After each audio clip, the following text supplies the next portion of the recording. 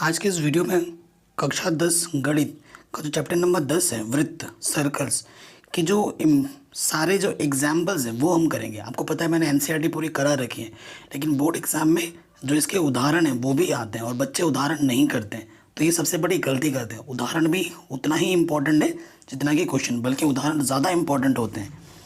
तो वृत्त के जितनी भी उदाहरण है वो हम करेंगे आज, ठीक है। और ये एनसीईआरटी तो मैंने पूरी करा रखी है, आप मेरी वीडियो लिस्ट प्लेलिस्ट ज़रूर चेक करें।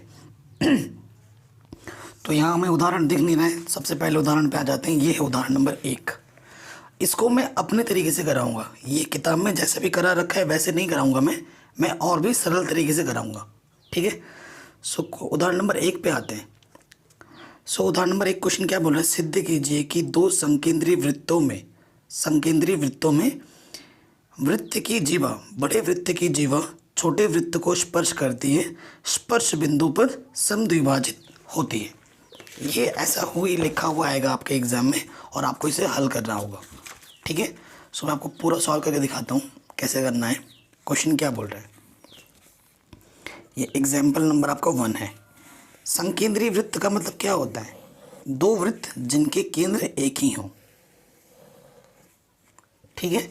सो क्या बोल रहे हैं, जो बड़े वृत्त की जीवा है, ये बड़े वृत्त की जीवा जो छोटे वृत्त को स्पर्श करते हुए गई है और ये दोनों वृत्त का केंद्र है ओ, ठीक है। और ये मैंने मिला दिया इससे, ठीक है। तो जब हम ये मिला देंगे केंद्र से स्पर्श बिंदु को, क्वेश्चन में बोला है जब आप मिलाओगे, माना ये स्पर्श बिंदु P है, ये बिंदु A है, ये बिंदु B है, ठीक है। तो हमें सिद्ध क्या करना है, क्वेश्चन में सिद्ध क्या करना है वो बहुत ज़रूरी है। हमें सिद्ध करना है कि जो AP है वो PB के बराबर है, ये हमें सिद्ध करना है क्वेश्चन में, ठीक है। चित्र बन गया। अब हमें अपनी तरफ से रचना क्या करनी है, हमें बस इससे इसको मिलाना है, इससे इसको मिलाया, इससे इसको मिलाया, कोई फ़र्क पड़ा नहीं पड़ा, ठीक। अब प्रमेय 10.1 के अनुसार यहाँ पे भी 90 अंश का कोण बनता है और इधर भी 90 अंश का कोण बनता है। तो आप लिख सकते हैं प्रमेय 10.1 के अनुसार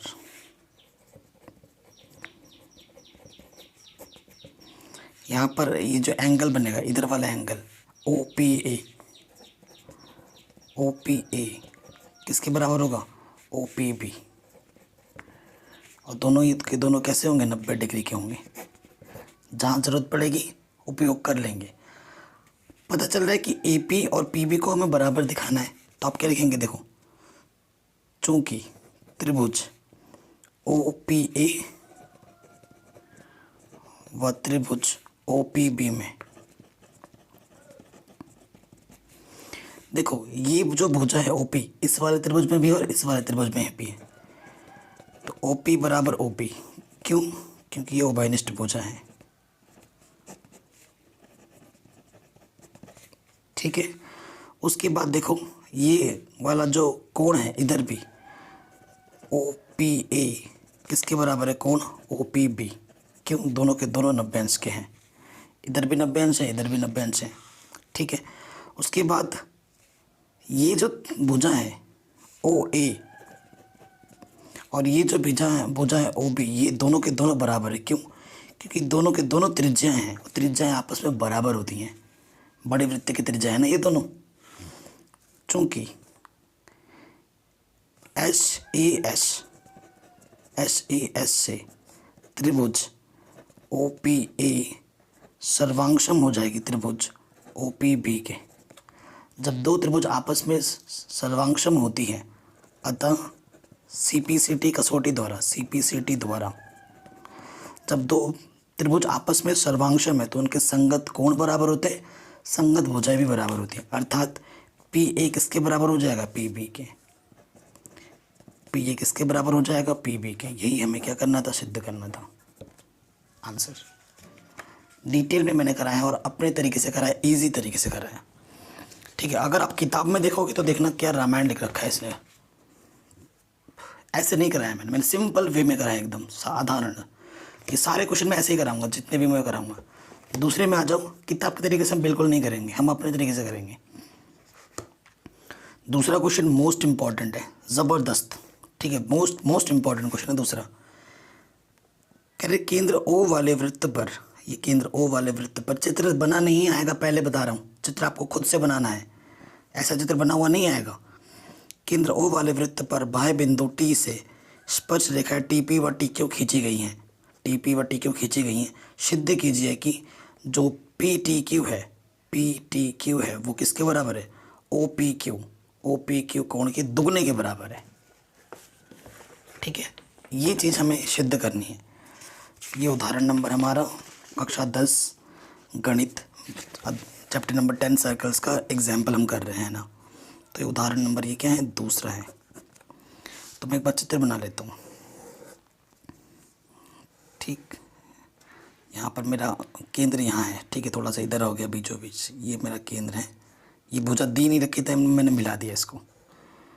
ये मेरा ओ है, ये पी बोला गया है, इसको क्यू बोला गया है, और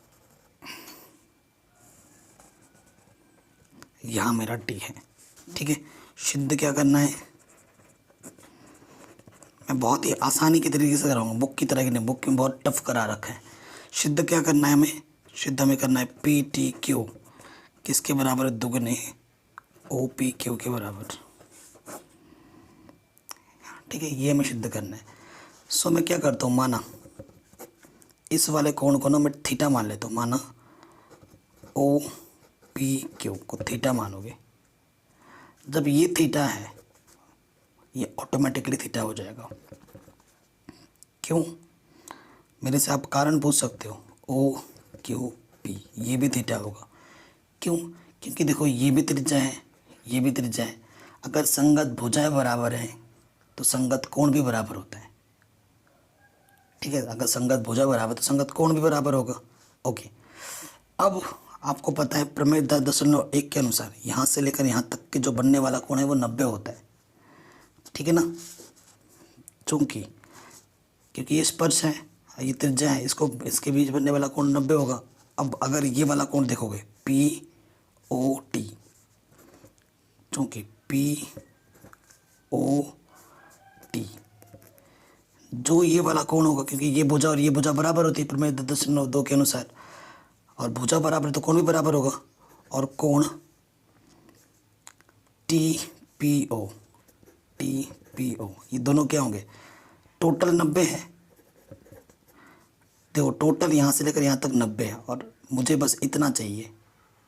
तो इतना निकालने के लिए पूरे में से मेरे को थीटा माइनस कर देना पड़ेगा, थीटा। कोई दिक्कत यहाँ तक नहीं है। ठीक है, कोई दिक्कत नहीं यहाँ तक। अब आपको पता है त्रिभुज, देखो त्रिभुज है ना, ये एक भुजा, दो भुजा, तीन भुजा, त्रिभुज टी ओ पी में देखो, अब तीनों भुजा कोण देखो, कोण टी, कोण ओ प्लस कोण पी, शॉर्टकट में लिख रहा हूँ। तीनों भुजाओं का योग कितना होता है, 180। कोण टी की जगह पर कोण टी, कोण ओ मेरा कितना आया था, ये वाला 90 माइनस थीटा। कोण पी मेरा कितना आया था, 90 माइनस थीटा। देखो 90 और 90 कितना हो जाएगा, 180। माइनस थीटा माइनस के 2 थीटा। इससे ये कटा, इधर क्या बचा, 0 बचा ओनली, प्लस का उधर कट जाएगा, माइनस का टी इधर आके क्या हो जाएगा, 2 थीटा। टी का मतलब क्या है, पी टी ओ, कोण ढंग से लिख लो, पी टी ओ, ओ है ये, क्यू है, और 2 थीटा को आपने क्या माना था, O P Q, O P Q, और यही आपको सिद्ध करना था, हैंस प्रूव्ड। यही सिद्ध करना था ना आपको। आराम से कर दिया। अब किताब में कैसे करा रखा है मेरे को नहीं पता, किताब में देखो इन्होंने अलग तरीके से कैसे कर रखा है, 90 माइनस थीटा बाई 2 ऐसे ऐसे, और मैंने एकदम सिंपल वे में करा दिया, एकदम आसान तरीके से। ठीक है, तो क्वेश्चन ये भी बन गया आराम से। अब आते हैं क्वेश्चन नंबर 3 में, उदाहरण नंबर 3 में कह रहे हैं 5 सेंटीमीटर त्रिज्या के एक वृत्त की 8 सेंटीमीटर लंबी एक जीवा पी क्यू है। पी और क्यू पर स्पर्श रेखाएं परस्पर एक बिंदु टी पर प्रतिच्छेद करती हैं। टी पी की लंबाई ज्ञात कीजिए, और ये चित्र आपको दे रखा है। बहुत ही शानदार क्वेश्चन है। ये क्वेश्चन इसलिए शानदार है क्योंकि इसमें क्वेश्चन तो इजी है लेकिन थोड़ा सा दिमाग लगाना पड़ेगा, और बच्चे इन क्वेश्चनों की प्रैक्टिस नहीं करते हैं, और जब क्वेश्चन एग्जाम में आता है तो बोलते हैं सर बाहर से आया था। बाहर से बेटा क्वेश्चन बहुत कम आता है, बोर्ड एग्जाम में सारे क्वेश्चन एनसीईआरटी से ही पूछे जाते हैं। ये आपका वृत्त है, ठीक है, ये आपका केंद्र ओ है, यहाँ कहीं पर भुजा टी है, स्पर्श रेखा डाली गई है, ये ठीक है। यहाँ से ये बिंदु का नाम है मेरा पी, ये मेरे को 5 सेंटीमीटर दे रखा है, ठीक है। फिर यहाँ से समद्विभाजक आ जाएगा यहाँ पर, इस बिंदु का नाम क्यू है। ये टोटल 8 सेंटीमीटर है। पी क्यू की लंबाई क्या दे रखी है क्वेश्चन में, 8 सेंटीमीटर, ठीक है। ये टोटल ये दे रखी है 8 सेंटीमीटर। तो हमें क्या निकालना है, टीपी निकालना है। क्वेश्चन में बोला टीपी कितनी होगी वो ज्ञात करो। टी पी मतलब ये भुजा निकालनी है। यहाँ से गई इस भुजा को आर मान लो, ठीक है। अब मैंने क्या किया, सबसे पहले क्वेश्चन में ये दे रखा था, मैंने ओ से टी को मिला दिया, ठीक है, मिला दिया। अब देखो ये वाला जो त्रिभुज है और ये वाला जो त्रिभुज है वो सर्वांगसम होंगे।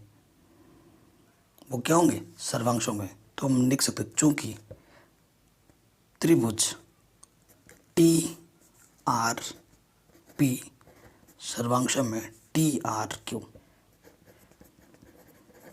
दिखा सकते हो, ठीक है, क्योंकि ये भुजा इसके बराबर है, प्रमेय दर्शन ये उभयनिष्ठ है, और यहाँ पर 90 अंश का बनेगा, ठीक है, क्योंकि ये लंबवत गई है।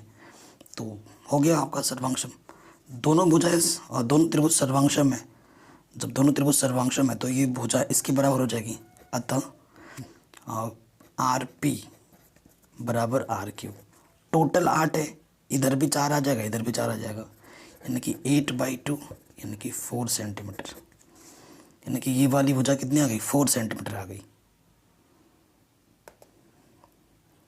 ठीक है। ये वाली भुजा हमारी कितनी आ गई, 4 सेंटीमीटर। अभी तक हमारे पास कोई दिक्कत है नहीं है, क्लियर। अब देखो अगर मेरे को ओ आर निकालना है, क्योंकि यहाँ पर 90 अंश का बनेगा, क्योंकि जो मेरा आर वाला कोण है ना वो 90 अंश का है, ठीक है। सो देखो मैं ये लंब है, 90 अंश के सामने वाला सॉरी कर्ण है, ये 90 के सामने वाला कर्ण है, ये लंब है, मेरे को आधार निकालना है आर ओ। चूँकि आर ओ ऐसे लिख दो, त्रिभुज पी आर ओ में पाइथागोरस प्रमेय से आर ओ निकालना है, तो क्या हो जाएगा, कर्ण का वर्ग माइनस लंब का वर्ग। कर्ण है 5, लंब है 4, 5 का वर्ग 25, 16, 9, 3 आ जाएगा। आर ओ कितना है, 3। कोई दिक्कत। अब लंबा एक तरीका है, बट मैं लंबे तरीके पे नहीं जाऊंगा, जो आसान होगा मैं वही आपको बताऊंगा। अब दे आ जाऊँ, चूँकि त्रिभुज पी आर ओ व त्रिभुज टी आर पी ये जो दोनों त्रिभुज हैं वो दोनों के दोनों त्रिभुज क्या हैं, समरूप है, समरूप है, ठीक है। किस लिए समरूप है, एंगल कसौटी से समरूप है, आप दिखा सकते हो। अब ये क्वेश्चन छोटे मार्क्स में आएगा तो छोटे तरीके से करना है, बड़े मार्क्स में आएगा तो बड़े तरीके से करने थे, ठीक है। ये जो पी आर हो है, देखो ये पी आर ओ ये वाला जो त्रिभुज है और ये जो पी आर टी है, ये दोनों त्रिभुज क्या हो जाएंगे, समरूप, क्योंकि देखो ये 90 अंश है, इधर भी ये 90 अंश है, ठीक है। और समकोण त्रिभुज आपस में क्या होते हैं, समकोण त्रिभुज आपस में क्या होते हैं, समरूप होते हैं। ये भी समकोण त्रिभुज है, ये भी समकोण त्रिभुज है, समरूप है। अब जब दो त्रिभुज समरूप होते हैं तो उनकी संगत भुजा का अनुपात देखो, यहाँ से टी पी और यहाँ से पी ओ, टी पी बट्टे पी ओ, यहाँ से आर पी और यहाँ से क्या जाएगा, आर ओ, बराबर होंगे। जब दो त्रिभुज समरूप होते हैं उनकी संगत भुजा बराबर होती है। हमें टीपी निकालना है, पी ओ कितना है हमारे पास, पी ओ कितना है 5 है, आर पी कितना है 4 है, आर ओ कितना है 3 है। तो टी पी 5×20/3, तो टी पी का मान कितना होगा 20/3 सेंटीमीटर।